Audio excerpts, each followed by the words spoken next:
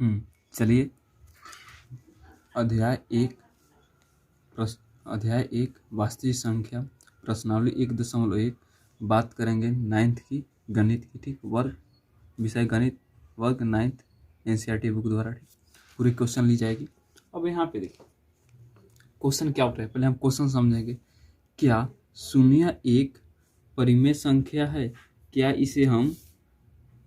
इसे आप p/q के रूप में लिख सकते हैं, जहां p और q पूर्णांक है और q नॉट इक्वल टू 0।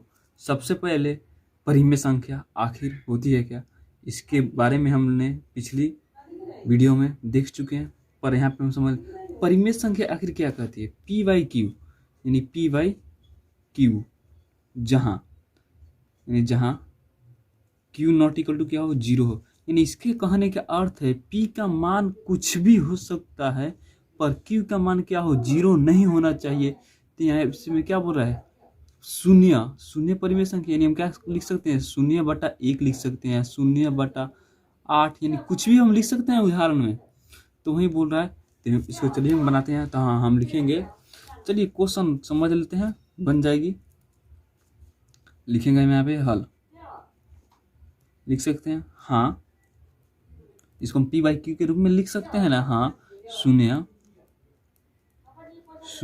एक परिमेय संख्या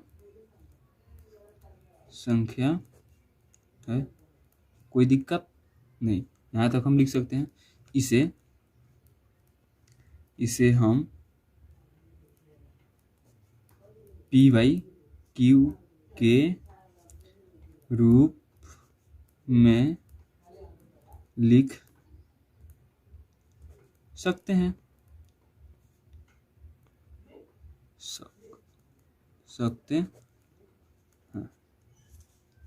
जहां q नॉट इक्वल टू 0 हो। जहां q नॉट इक्वल टू क्या हो, 0 हो। उदाहरण के लिए अब चलिए यहाँ पे उदाहरण देते हैं।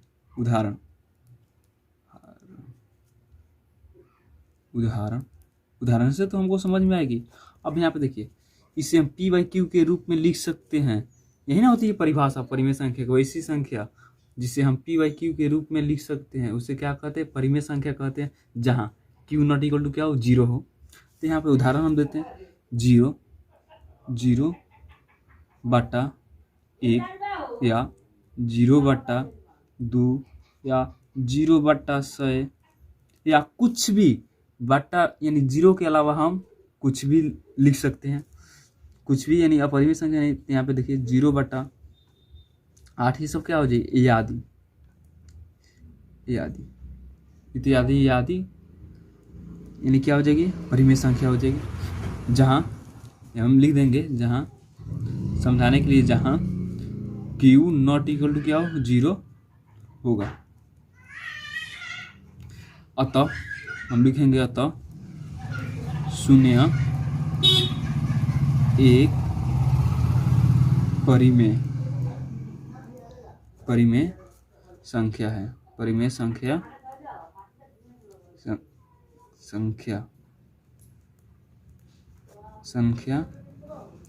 ठीक।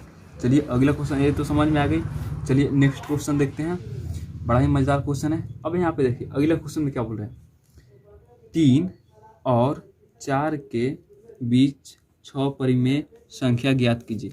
यहाँ पे देखिए 3 और 4 के बीच 6 परिमेय संख्या ज्ञात कीजिए। यहाँ पे देखिए परिमेय और अपरिमेय हम पीछे समझ चुके हैं। अब यहाँ पे देखिए ये 3 है, ये क्या है, 4 है। बेसिक बता रहे हैं, इसका कंसेप्ट बता रहे हैं। आप जानते हैं कि यहाँ पे देखिए, याद कर लीजिएगा, दो परिमेय में इसका बेसिक बता रहे हैं। दो परिमेय संख्या के बीच अनंत परिमेय संख्या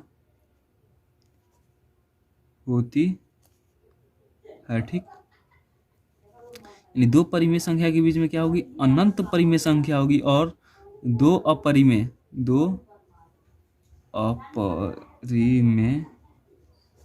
संख्या के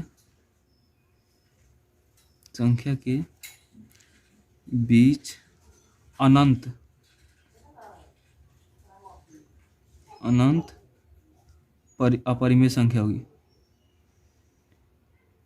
अपरिमेय संख्या होगी, ठीक।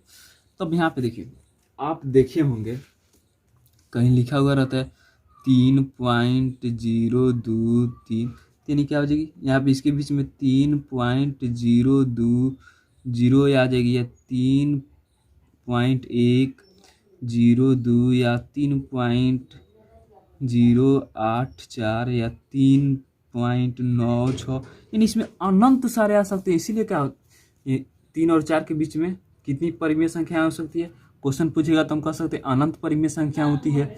3 और 4 के बीच में, मान लीजिए 3 और 4 दो परिमेय संख्याओं के बीच में कितनी परिमेय संख्या हो सकती है, तो हम क्या कहेंगे, अपरिमित रूप से अनेक परिमेय संख्याएं हो सकती है। या क्वेश्चन दे देगा दो अपरिमेय संख्याओं के बीच में कितनी अपरिमेय संख्या हो सकती है, तो 1 और 2 के बीच में, यानी दो अपरिमेय संख्याओं के बीच में अनंत अपरिमेय संख्याएं हो सकती है। तो उसी प्रकार यहाँ पे क्वेश्चन दिया है 3 और 4 के बीच 6 परिमेय संख्याएं ज्ञात कीजिए। इसमें कितने संख्या की बात कर रही है, 6 संख्या की बात कर रही है, ठीक। तो हम इसको देखिए हल करते हैं। हम लिखेंगे हल, ठीक। यहाँ पे हम लिखेंगे हल, ठीक। अब लिखेंगे 3 एवं 4 के बीच 6 परिमेय संख्या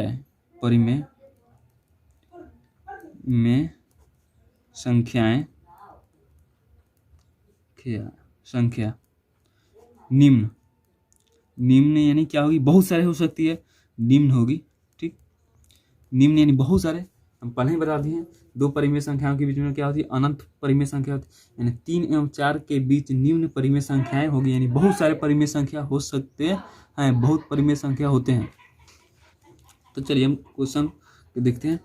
यहाँ पे 3 है तो यहाँ पे 3 लिखेंगे, ठीक। यहाँ पे देखिए कितना बोल रहा है, 6 बोल रहा है ना, 6 के बाद क्या आ जाएगी, 7 आ जाएगी। यानी जितना स्टेप कहेगा उसमें हम क्या करेंगे, एक अधिक जोड़कर उसे क्या करेंगे, गुना करेंगे और भाग करेंगे। तो यहाँ पे क्या करेंगे, यहाँ पे 6 बोल रहा है, यहाँ पे मान लीजिए यदि दूसरा क्वेश्चन दे, यहाँ पे यदि 8 बोले तो हम क्या करते हैं, यहाँ पे 8 के आगे कितना होगा, एक 9 का जोड़ेंगे ना, तो 9 बटा क्या लिखते हैं, हम 9 लिखते हैं। तो यहाँ पे कितने 6 की नहीं बात कर रही है, तो क्या करेंगे हम यहाँ पे 3 गुना 6 से आगे क्या हो जाएगा, 7 बटा 7 लिख देंगे।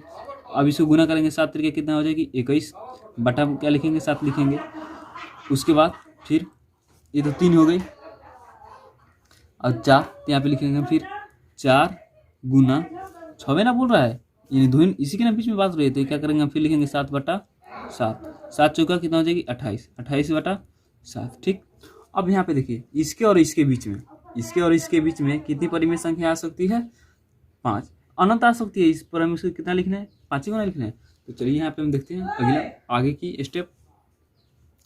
तो हम यहाँ पे लिखेंगे अब, तो आगे हम क्या करेंगे, अब इसको हल करेंगे, ठीक। तो लिखेंगे यहाँ पे अतः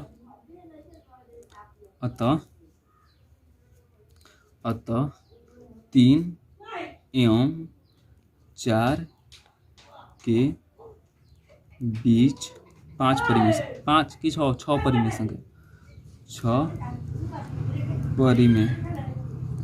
परिमेय संख्या, ठीक। इसमें कितना बोल रहा है, 6 ना बोल रहा है। 21 के बाद देखिए कितना आता है, 22 ना आता है, 22 बटा 7 लिख देंगे। 23 बटा 7 हो जाएगी, 24 बटा 7 हो जाएगी, 25 बटा 7 हो जाएगी, 26 बटा 7 हो जाएगी, 27 बटा 7 हो जाएगी।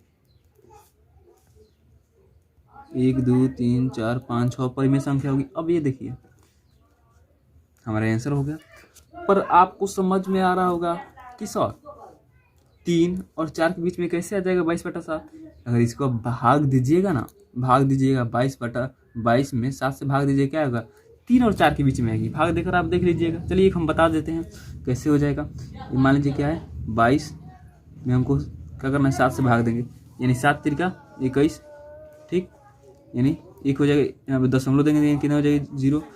यहाँ पे कितना मरतबा 1 मरतबा लगेंगे, यानी 7 हो जाएगी, क्या हो जाएगी फिर 3 हो जाएगी, तो यहाँ पे 0 दे देंगे। यानी देखिए 3.1 यानी 3 के बाद में ना आ रही है, इसीलिए हो जाएगी, इसीलिए हो रही है, ठीक। अगला क्वेश्चन हम देखते हैं आखिर अगला क्वेश्चन बोल क्या रहा है, ठीक है। यहाँ पे देखिए अगला क्वेश्चन क्या बोल रहा है, 3 एवं 3/5 और 4/5 के बीच 5 परिमेय संख्या ज्ञात कीजिए। जिस प्रकार एक क्वेश्चन ज्ञात किए उसी के प्रकार हम क्या करेंगे, इस क्वेश्चन को भी हम ज्ञात करेंगे। चलिए देखते हैं।